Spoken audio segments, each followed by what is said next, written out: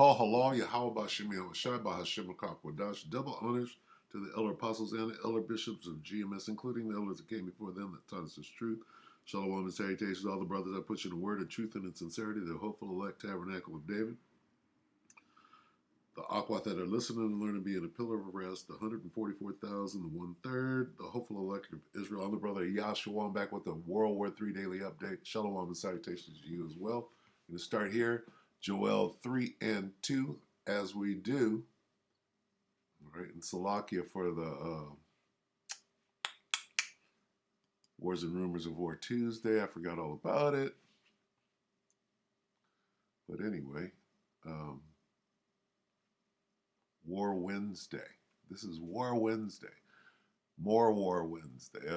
Joel 3 and 2 in the NLT says, I, meaning the Most High, will gather the armies of the world into the valley of Yehoshaphat, or Jehoshaphat.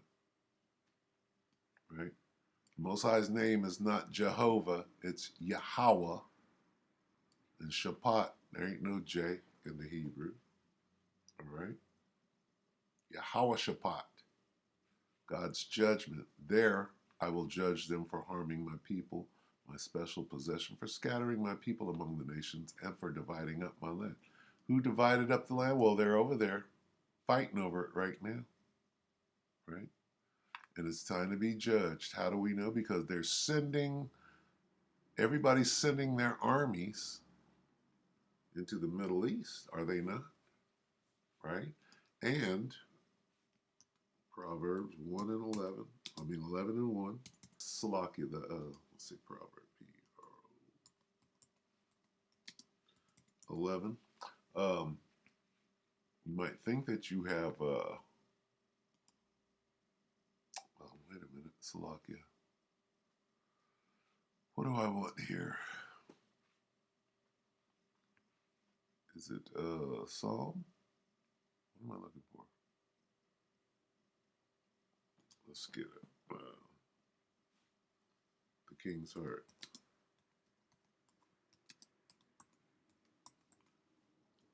In a minute, apparently. Let me see. Did I get it? Yeah, so the King's Heart.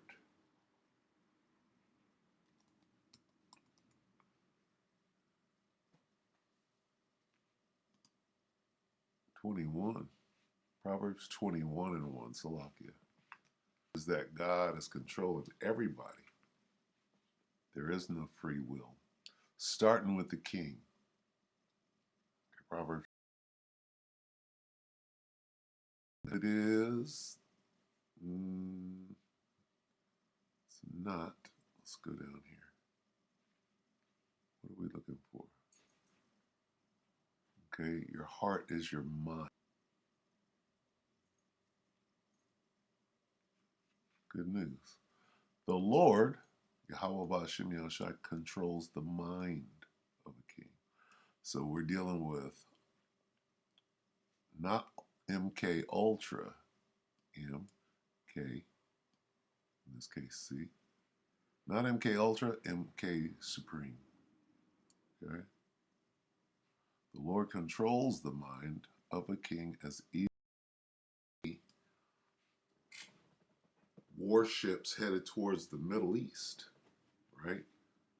Carrier groups, right? Alert, Russia-Finland border closes in 48 hours. Nuclear carrier group, and Iran standoff, Korea on brink. This spells World War III. So when everybody's sending their military where?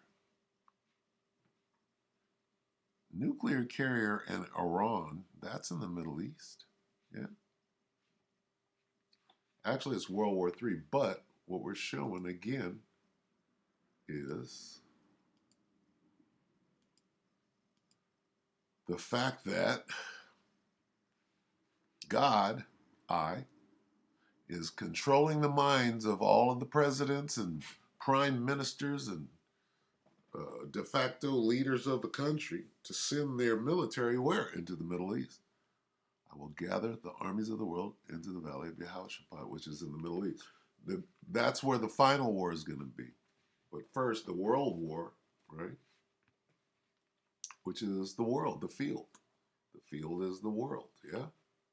Let's see. The field, F-I-E, it's a lot. F-I-E-L-D is what? The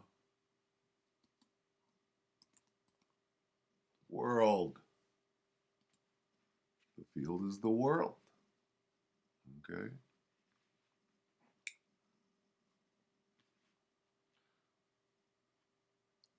The field is the world. This is Matthew 13 and 38. The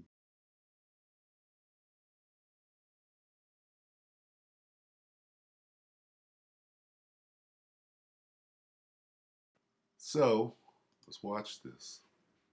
Now that we've gotten some perspective on what's really going on from the very top. That's why these ships are going where they're going. It's 13 hours ago, Canadian Prepper. Alert.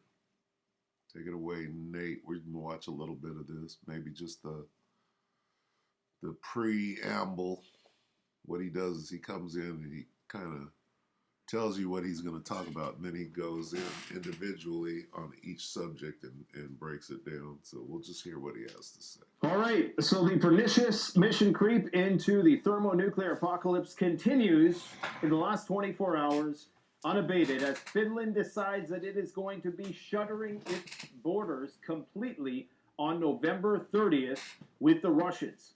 Finland just became a member of NATO, the country that has a bunker for pretty much everybody who lives there, and they're already shutting the borders with Russia. Simultaneous with that, they're running an exercise with NATO that not only simulates a blockade on Kaliningrad, Russia's primary strategic exclave, but also is going to be simulating an embargo or a blockade of the Gulf of Finland, which is another point of access from St. Petersburg. So if there was ever a good time to buy bug-out property, it was years ago. The second best time is most definitely now. Now, what you're seeing behind me here is the USS Dwight Eisenhower, nuclear ticking time bomb on waves, I like to call it, which is currently traversing the Strait of Hormuz. Footage courtesy of a very unstable telephoto lens brought to us by the Iranian Air Force. It's likely that unstable because this aircraft that is taking these pictures is very high in the sky. Thankfully for them, it was a clear day. Now, Iran is clearly showcasing their ability to not only detect and identify and track this carrier strike group throughout its gallivants in the Persian Gulf, but they're also perhaps signaling that they have the ability to take it out. Understand that nuclear-powered aircraft carriers have a nuclear reactor. It's very likely see everything from miles away with this powerful... Slovakia. You let him talk for a little bit and give the update. It's very likely that some ships within this strike group are even carrying nuclear weapons. Because if the threat is potentially going to war with Iran, and don't kid yourself, that's exactly what this is about, then they would most definitely need nuclear weapons to get the job done. They're not fighting that war successfully without nuclear weapons. I think bunker busters are not going to cut it. These underground bases that Iran has are dug in way too deep. Forget about a ground campaign. Never going to happen on Iran, not in a million years would that be successful. You need millions of troops, I believe. But with nuclear weapons, if they can sneak a few of those through, well, that's another story. But many people forget there's been many aircraft carriers sunk throughout history. None of this size, and none with the technology and the multi-layered air defense systems that these strike group carriers have. However, we're also entering a new age of technology.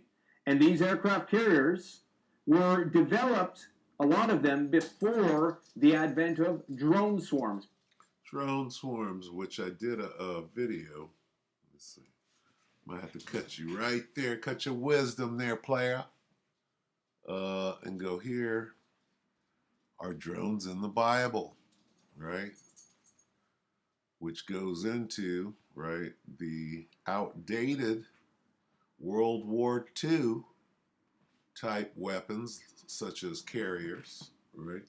Even atomic bombs. Now we're into neutron, we're into lasers. It's all kind of, you can't, which brings this. Are drones in the Bible? Sure they are. And all the new weapons, right? Even lasers. Let's get lasers. And what we'll do is we'll end on that. See, because do lasers exist today? Yeah. Are they in the Bible? You damn right. Okay. Well, prove it then, Uck. What is it? 13? Wait a minute. I think it's 13. Okay, so the voice. That's the laser. Start at 3. 2nd Ezra 13 and 3. And I beheld, and lo, that man, Yahushua, who the world ignorantly calls Jesus, waxed strong with the thousands of heaven. He was with the angels in their war chariots, which the world calls UFOs or UAPs. And when he turned his countenance to look, all the things trembled that were seen under him. So he was flying, right, in his war chariot, and he turned the chariot to the left or to the right. And people were sorely afraid. And whensoever the voice went out of his mouth, first it's talking about his face. Countenance is a face. The face of what? The face of the ship. And when he turned his countenance to look, right? He turned the ship, right? All things trembled. They were scared like a turret. If you know what a turret to a tank is, it's the gun that sits on top. And when the turret turns, it's about to aim, right? It's turning its countenance.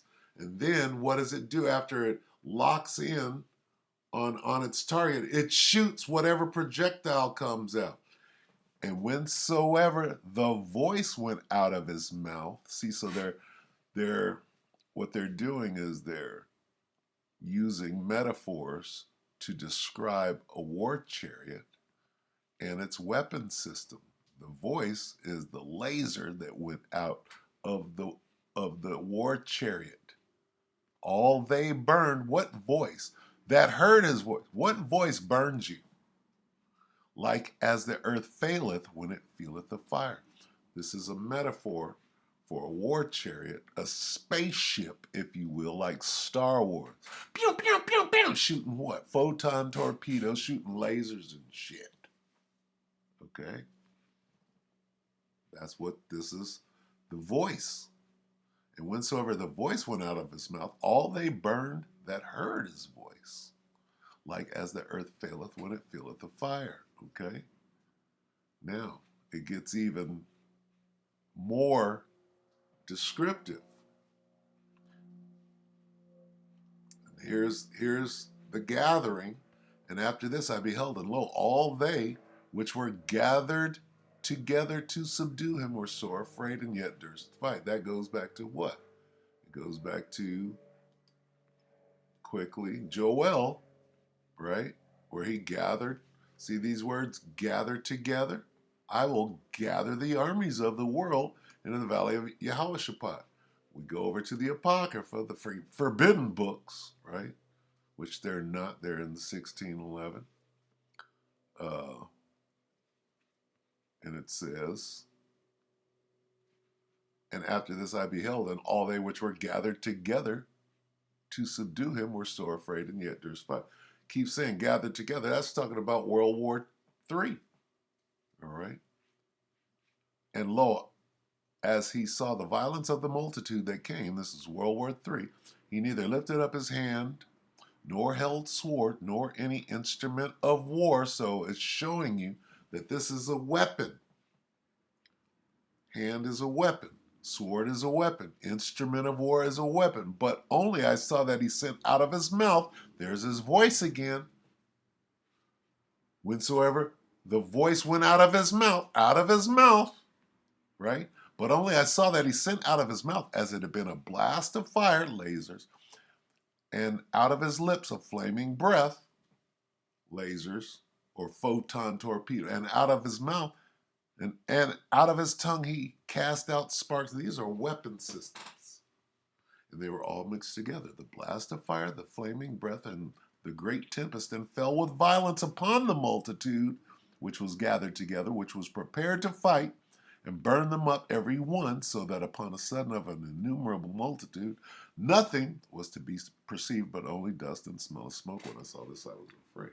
So that's describing the weapon systems that far outmatch these old, outdated weapon systems. These are the ones that they're showing you now, right? But as World War III progresses and gets closer and closer to the end, they're going to bring out the new shit, right? They have their own war chariots that look like UFOs, right? But it's not superior to the superior being, right? The supreme being, supreme mind control, who is what? What is the supreme being? He's all about war, right? Right? Man of war. Who's a man of war? The Most High Yahweh. He's all about it. I should have put is. Is a. Uh-oh. Yahweh. Exodus 15:3. The Lord is a warrior. The Lord is his name. The Lord is a warrior. The Lord is a man of war. Yahweh Bahashim Yahweh Shai is a man of war. You can get is Jehovah, Yahweh is a man of battle. Yahweh, that's how you say it, not Jehovah. Yahweh is a man of battle. Yahweh is his name. All right, so with that, we hope that the elect will edify you, brothers and sisters. Shalom.